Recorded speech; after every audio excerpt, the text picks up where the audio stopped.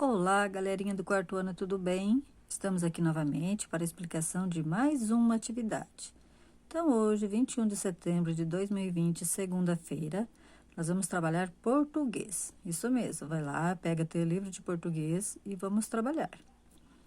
Então, o que nós vamos trabalhar hoje? Alguns de vocês vão ter aquele papelzinho, aquele cronograma com as páginas 17 e 18, mas o prof foi ver, a gente já trabalhou isso em sala de aula antes da pandemia, aí o prof mudou, nós vamos trabalhar a página 27 e 28, que é continuação do que nós fizemos na sala de aula. Então, vamos lá. Primeira coisa, pega o livro na página 27 e vamos trabalhar. Então, agora é com você. Ou agora você. Número 1. Observe os textos a seguir. Para quê? Então, você vai ver como que cada um deles é formado, como que eles são escritos, para responder as questões da página seguinte. Então, veja bem. Texto A.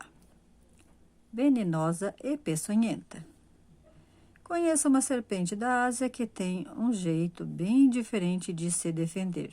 Então, aqui tem um textinho, um pequeno texto falando sobre a serpente da Ásia, né? Então, veja como é que ele é formado, com parágrafos, com linhas contínuas. É chamado esse texto de texto em prosa. Aí temos aqui o texto B.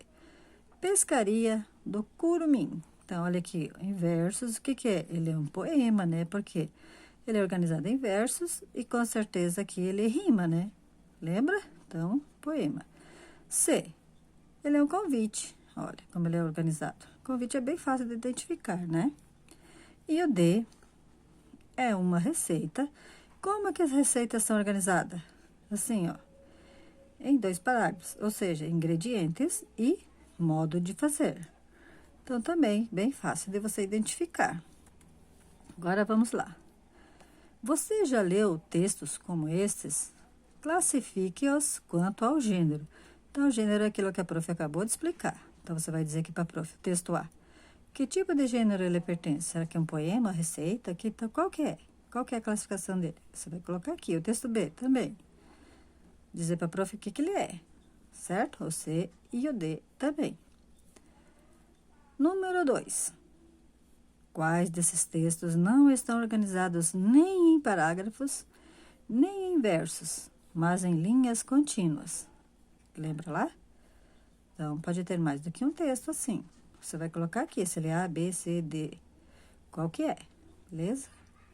Depois, os textos escritos com parágrafos ou em linhas contínuas podem ser chamados de textos em prosa.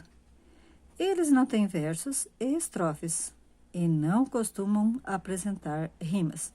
Então, aqui está dizendo, né, qual que é o tipo, qual que é a classificação do texto número 2 aqui. Beleza? Agora, número 3. Leia o que está indicado em cada parte do quadro e escreva a letra correspondente a cada texto conforme sua classificação. Então, aqui está dizendo, ó, texto em prosa. O texto em prosa, ele é organizado com parágrafos ou em linhas contínuas. Então, qual desses textos aqui que é assim? A, B, C ou D?